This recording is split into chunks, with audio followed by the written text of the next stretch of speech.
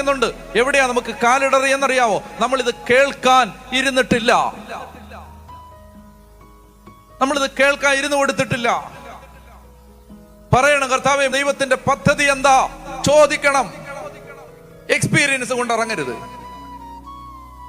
അനുഭവം കൊണ്ട് ഇറങ്ങരുത്.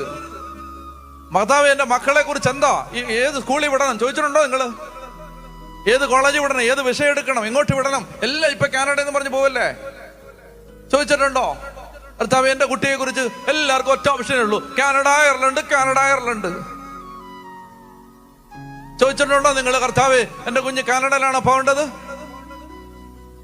കാനഡയിൽ പോയി എന്റെ കൊച്ചു രക്ഷപ്പെടുവോ?